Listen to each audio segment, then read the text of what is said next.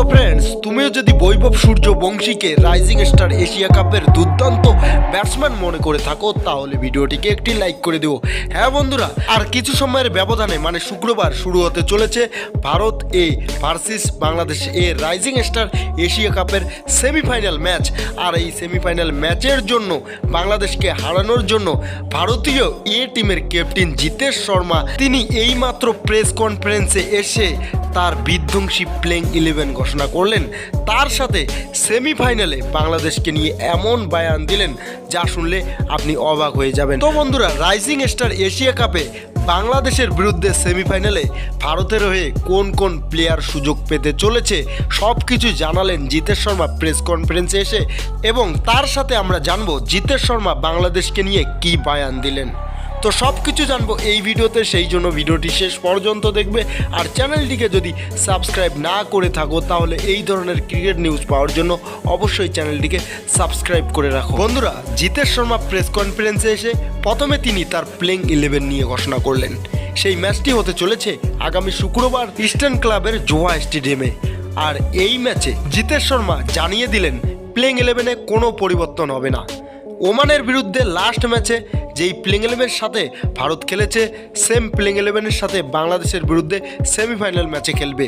আর সেই প্লেইং 11-এ ছিল টি20 ফরম্যাটের বিধ্বংসী ব্যাটসম্যান বৈভব সূর্যবংশী, প্রিন্স আরিয়া, নমন ধীর, জিতেশ শর্মা, নেহাল ওধেরা, আশুতোষ শর্মা, রমনদীপ সিং, হর্ষ দুবে, বিজয় কুমার বাশক, গুরজাভনীত সিং এবং সুয়াস শর্মা। তো বন্ধুরা, জিতেশ শর্মা প্রেস কনফারেন্সে এসে প্লেইং 11 নিয়ে এই 11 জন প্লেয়ার সম্পর্কেই বলেছেন। বন্ধুরা, জিতেশ শর্মা জানান যে আমরা সেমিফাইনাল ম্যাচে বাংলাদেশের এগেনস্টে আমাদের প্লেইং 11-এ কোনো পরিবর্তন করব না। যেই প্লেইং 11-এর সাথে আমরা ওমানের বিরুদ্ধে মাঠে নেমেছিলাম সেই প্লেইং 11-এর সাথেই আমরা খেলতে চলেছি সেমিফাইনাল ম্যাচ বাংলাদেশ এ টিমের বিরুদ্ধে। আর বন্ধুরা, জিতেশ শর্মা আরও বলেন বাংলাদেশকে নিয়ে যে আমাদের কাছে বৈভব সূর্যবংশী রয়েছে। বৈভব সূর্যবংশী যদি একবার মাঠের মধ্যে টিকে থাকে তাহলে বাংলাদেশিরা সারা রাত ঘুমোতে পারবে না, তার মুখ তাদের স্বপ্নে আসবে। কারণ বৈভব সূর্যবংশী সিঙ্গেলে কম 6-4-এ বেশি ডিল করেন। আর তার সাথে আমি জানি বাংলাদেশের মানুষ, বাংলাদেশের প্লেয়াররা ভারতকে অপমান করে, ভারতকে নিয়ে অনেক কিছু উল্টোপাল্টা বলে অপমান করে। এর সাথে তাদের ক্রিকেটাররাও জড়িত রয়েছে। আর সেই জন্য আমরা প্রস্তুত তাদেরকে উপযুক্ত জবাব দেওয়ার জন্য।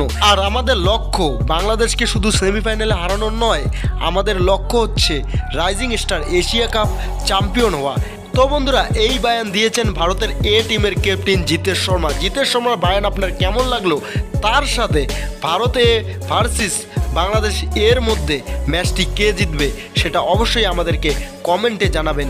তো এটাই ছিল ভিডিওটি শেষ পর্যন্ত দেখার জন্য আপনাকে অনেক অনেক ধন্যবাদ।